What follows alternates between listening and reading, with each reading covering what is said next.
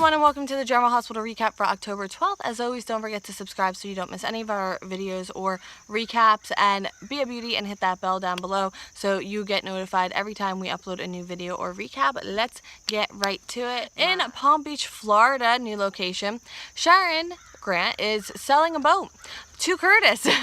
He's dressed up all fancy and he asks some innocuous questions. Sharon tells him about her brother who had a fiance of limited circumstances, which I really like that, and the police suspected foul play, but there was no proof. And then she goes on to say Janelle was their mother's personal assistant.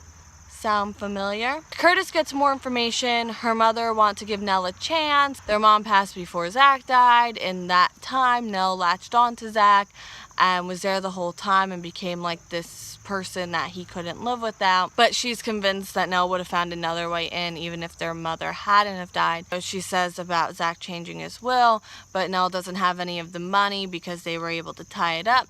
The police are on the family side, and he's like, well, then why is she not arrested? And she recounts the story, how Nell said she wasn't a strong swimmer, and Curtis is like, well, that's weird because she grew up a few towns over, didn't she? And like, this is Florida, so like, you figure you're swimming a lot. And after a little bit more conversation, Sharon has to go. He's welcome to stay, check out the boat, and he writes some notes down. At Sunny's, the Morgan Foundation is in Washington, and Michael has an app that shows donations in real time, and there's an anonymous donation for $50,000. That's a lot of $1,000. Not a corporation, and so who would have done this? Michael leaves, and Carly wants to find out who made that donation. Carly's making phone calls, and she believes this donation may have come from Ava, and in that case, Carly would make a $50,000 donation herself and give Ava her money back. So she's on the phone with them, and Sunny's still trying to talk to her, and she's like, I either want to thank the person or punch them in the face. Carly gets an answer. The donation was made by Nell. How could she make a donation like that? And Sunny's like, she could have gotten that money. And I was like, no.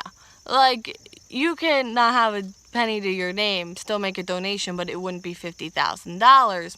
And Sunny's more focused on, okay, then why would she donate anonymously if she's playing a game?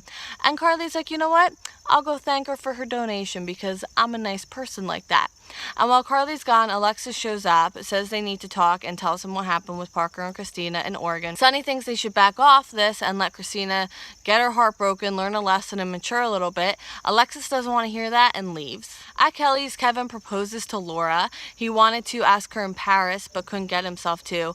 And she's like, so you chose Kelly's? But at the end of the day, she says no. Yes, she wants to spend the rest of her life with him too, and would love that, but she doesn't want a proposal to be a distraction from Valentine and all that other stuff. She wants her engagement to be totally different and separate from Valentine. She wants something special. Nell and Dylan seem to bond over being invited but not welcome places. They're sitting outside Kelly's. Dylan wants to give Kiki space and respect what she and Morgan had. He feels Kiki's been shutting him out lately ever since she started pre-med. Then Nell's like, yeah, it hurts when you give someone your whole heart and they don't do the same. But it's like, one, that's clearly not what he said. He said she started pre-med and that's why she's been whatever. So that wasn't the right answer. And two, that's your situation. And also, really, Michael hasn't invested himself with his whole heart. Like, he's dealing with so much flack from his family, but he's doing that because he hasn't invested himself. Okay. So then Dylan and Nell part ways, and Michael sits with Nell at Kelly's. She asks how the memorial was. He says it went well. Donations for the foundation are pouring in, and she's like, oh, that's great. He has hope things will get better between her and his family. He has a plan, and so does she. So she tells him to go first, tell her his plan. He starts, and then Carly approaches and sits down with them. She needs to thank Nell for the donation to the foundation. $50,000. It's beyond generous because she's the anonymous donor, Michael. And Carly's like, how did you do it? And Michael's like, all right, enough. I got it. Like, it's fine. And Carly leaves happy with herself. So he guesses that the Grant family ring was about $50,000. Is that how she got the money? At Perks, Kiki is crying a little bit, and Dr. Bench finds her and asks what's going on. He's happy to listen, and she says it's the 1-year anniversary of her ex's death, and she distanced herself when he spiraled because he was bipolar, and she got close to Dylan, and he says things can always turn out another way, but they didn't, so don't tie yourself up in that.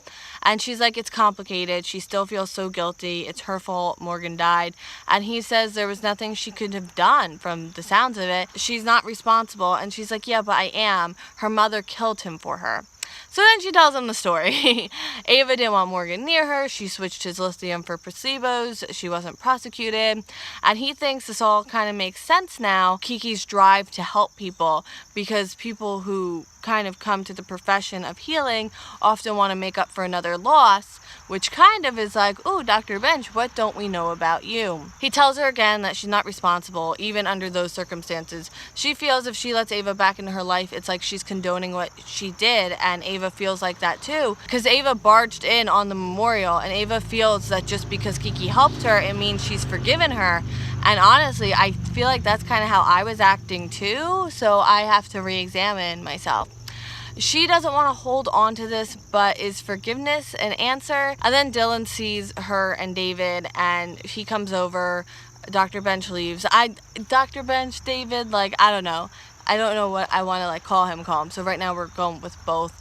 And Dylan asks how the memorial was. He wants her to be able to talk to him. Kiki says that Dr. Bench reminds her of her dad, and she doesn't really have a mom. And it's not fair to Dylan to come with him with Morgan issues. And he's like, but I want you to. That's okay. I want you to. And maybe Kiki kind of reframing Dr. Bench as a father figure will kind of change up how he's been feeling. At Ava's, okay, so Ava's booking a flight to Paris, and what's she gonna do? Go to Paris, walk into Spencer's school? Good luck with that. I can't even walk into the school I used to go to, okay? You can't just walk into schools if you're not a relative or something like that.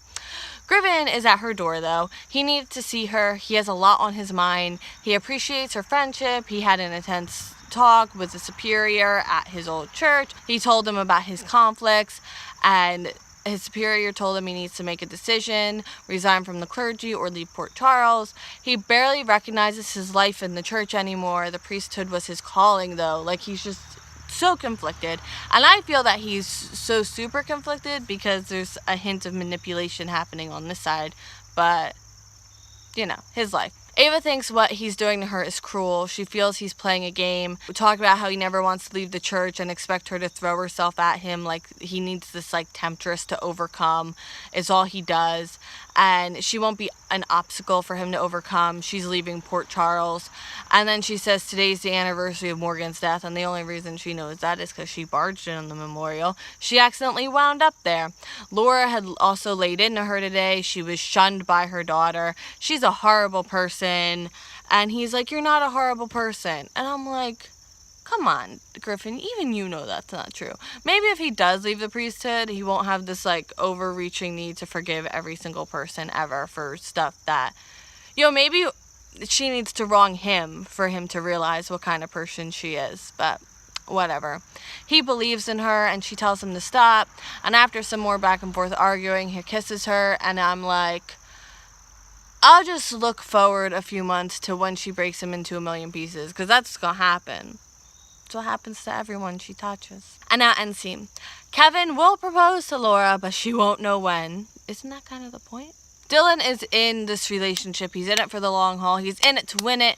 There's nothing that Kiki could say to drive him away. Good, because he makes her so happy, and she's grateful that she has him. David finds Alexis at Kelly's. She unloads this new Christina news on him, and she's not getting support from Christina's father. He doesn't think she's too controlling, just concerned, and he offers that they can go on a walk, and she's like, all right, let's do it. And I'm like, okay, I'm feeling this a little bit. Carly asks Sonny if everything is okay. He's being the voice of reason, and he doesn't like it.